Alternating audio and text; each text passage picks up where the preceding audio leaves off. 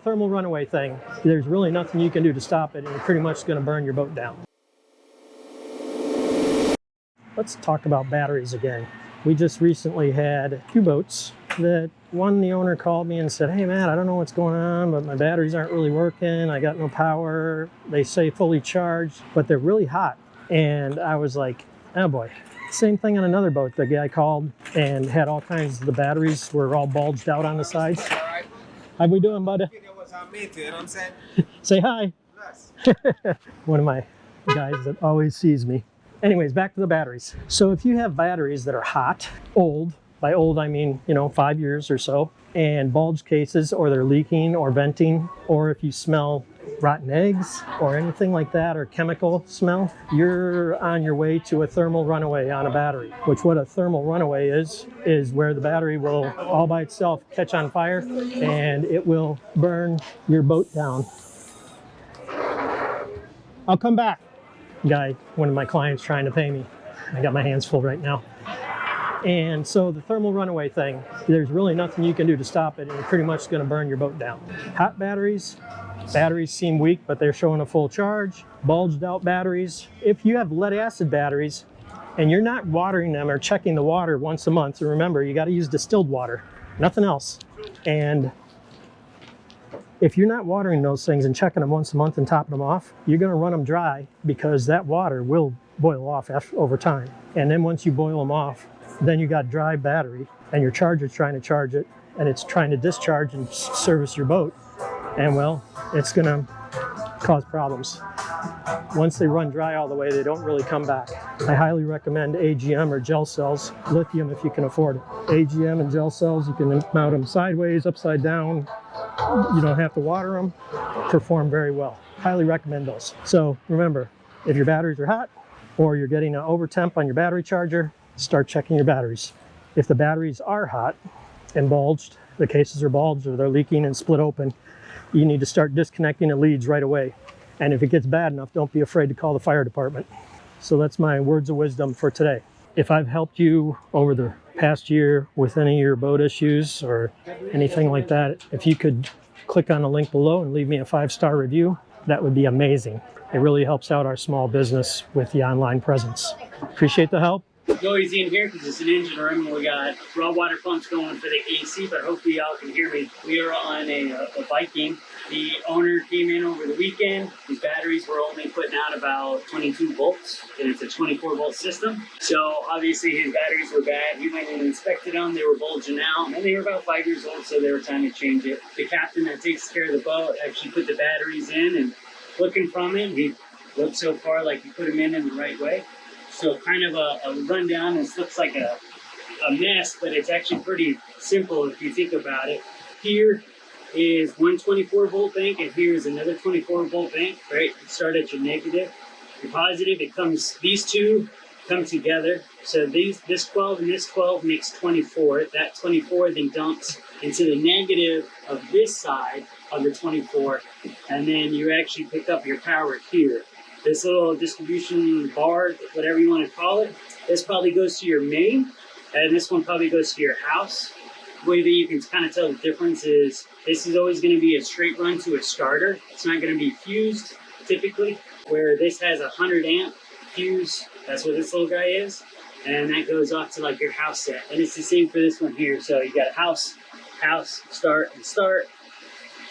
2 24-volt banks, 2 24-volt banks. A little side note, from what I understand, that these are the only batteries on here. I personally would not wire it that way. I would always have a house completely separate from your start. If for whatever reason you lose one of these banks because your house grades them all down, you always have your start batteries separate. But this still works because they do have the generator. Generator has its own battery, it should have its own battery, and that can always start the chargers back up and recharge these. So yeah, so what we are going to do today is we are just going to, since everything was installed, when the owner started these back up, they noticed that there was a higher voltage reading on the battery charger that he was comfortable with. It pegged up to 30. Because this is a 24-volt system and so many batteries in series, if you were to actually add up 2 batteries at 12.7, 12.9 volts fully charged, you're going to end up getting around 26 volts anyways. So they're steady right now at 27. So we're just going to verify with the charger on what the actual voltage is at the batteries, and then double check what the voltage is coming out of the charger, just to check for any kind of voltage drop, anything that could be causing the charger to work overtime. Quick little correction to what I was saying is I thought these were running in together to make 24 and then 24 and pair them together, but actually what they did is these two are parallel together. So this bank is 12 and this bank is 12, so you get 24 out of here. I thought they were putting these together to make 24 and then putting them together in parallel, but once I got in there and started doing test points and checking the actual connections, these two together are 12, these two together are 12, you get 24 out of here. All right. This is the benefit of having a small mechanic, is when all they got to do is go and take a test point. Oh, and they have to crawl all the way in there. All you got to do is get to the test points at the bottom of that charger, and there is no other easy way to get to it. All right, I'm back here. How do you feel back there? Pretty comfortable, actually. Yeah? Yeah, it's not that bad once you Nice. squeeze past this engine. Heading to a boat that we changed the air conditioning pump on. Had to clean up the engine room because everything was coated with salt water. And I am going to go check one of the air conditioning units is not cooperating. So it's been an ongoing problem. We'll see what I can figure out. Well, let's get over here and take a look.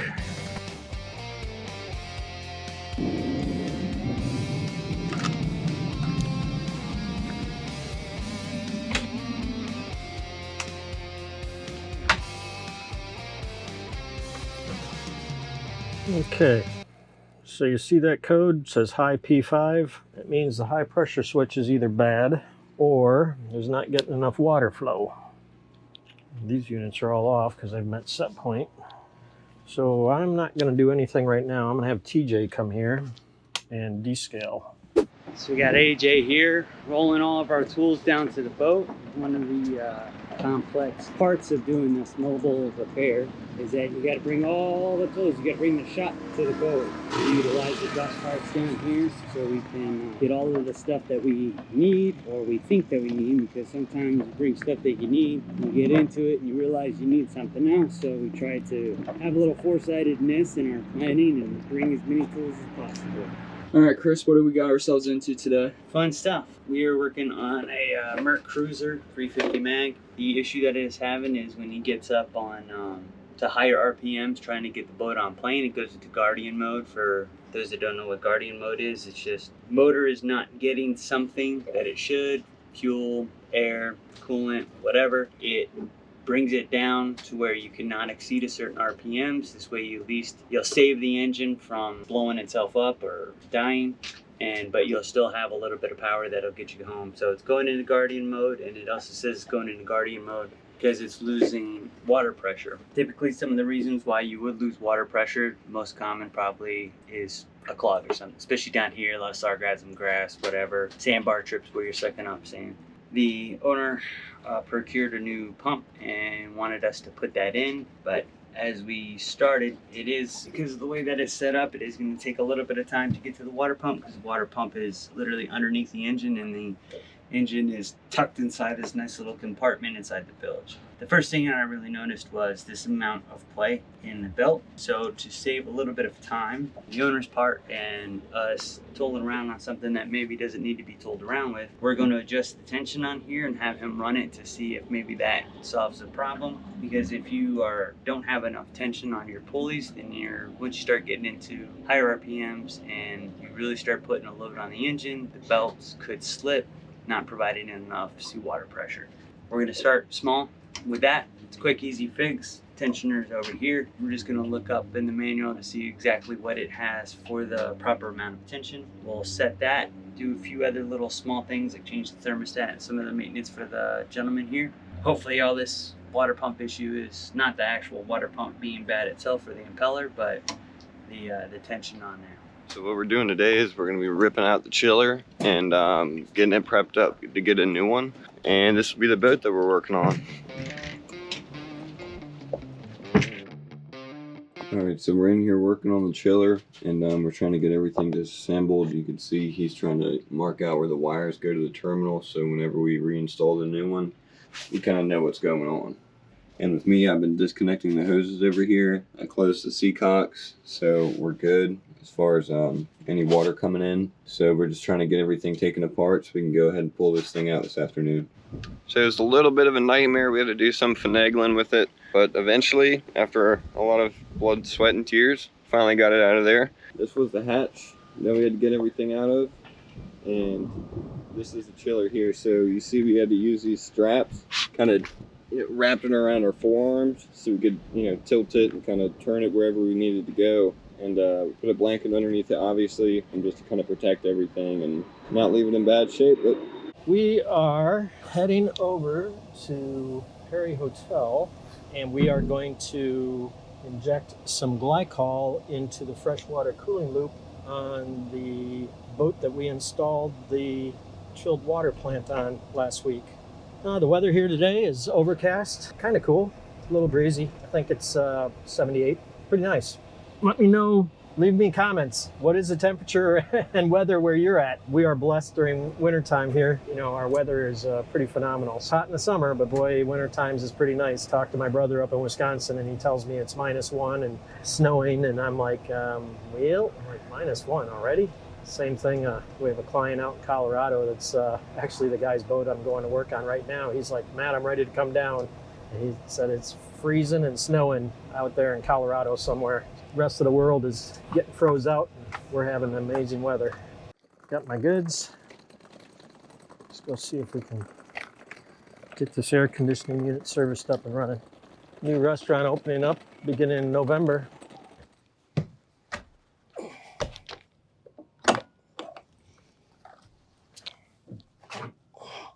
So this is the brand new unit that we put in. Let's go ahead and check the wiring. I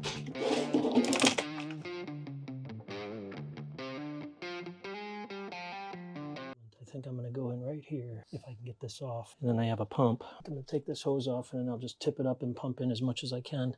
See how that works.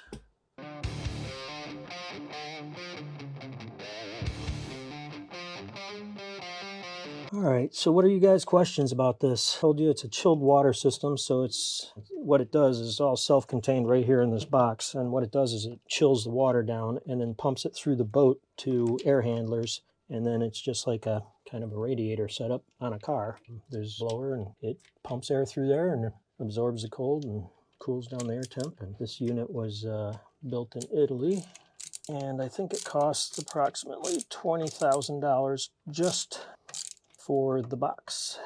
20 grand for this. Go fire this bad boy up. So we got pressure in the cooling loop. Got water flow. Cooling fans came on. Compressor is spooling up. Need to open that all the way. We go grab a couple things here. Need a wrench and my nut driver. All right, let's hop down here. All right, you can see the chilled water return is 26. The chilled water going out is 23. This is in Celsius, by the way. Yep. So this is freshwater return, and this one is freshwater out. Getting cold already. We will have to insulate these guys. All this needs to be insulated, otherwise it will sweat like crazy. I'm not seeing any leaks. Pumps are running. Let's see, how do I change this into Fahrenheit instead of Celsius? Running status T6, measure unit selection Fahrenheit, okay, back one, there we go, Fahrenheit 6673. All right, well, I'm very happy with the guys for the install they did on this. They had to make some different connections back here and replace some stuff, but everything's looking good, and I'm very happy with those guys. Nice work, good quality. You see our compressors running at 90. And our temperatures are coming down. Let's go in the cabin and see what that looks like. But let's check one thing over here first. See if I still have a little leak. All right, that leak seems to be gone. I tightened that hose clamp up right there. Right here, we have about 2 bar, which that's going to be about 12 to 15 psi, I believe, and that's perfect for our freshwater cooling loop pressure. So right now it's reading that it's 86 in here, and I have it set for 73. Let's go check some of the other units. 73, and then one more to go. All right, 73. There we go. Yep, cooling off nicely in here. Okay, let's take a look at our display again here. Oh yeah. So your return air is 50, or I'm sorry, return water temp is 57, and your output is 46. We're doing nice. Let's go ahead and put the cover back on, and we'll call this wrapped up. Come back, I'll have the boys come back and cover those up with insulation. All right, one last check here. Let's do one more check. And let's see any leaks there. I've got 2 bar in the system, that's good. And I'm gonna go in and check one more time inside. Get my tools out of here. I'm very happy with that air conditioning unit. I should say chilled water unit. Seems to have really good quality and workmanship. Removal of the old system and installing this one was pretty easy. Changing of pipe fittings and electrical and just a little bit of programming. But it's all in and running and cooling, and it's pretty. Not too hot. It's a little warm, but not too bad. There's a hawk right there. I don't know if you can see that, but they are migrating through right now. So we get tons of hawks and birds come through during the fall. So much so that you can see them on the radar. It's crazy. Everything looks good over to this side. Okay, let's go see what we got going on in here. Okay, it's all looking good. Cooling down nice in here. My guys did some nice work there. Really happy.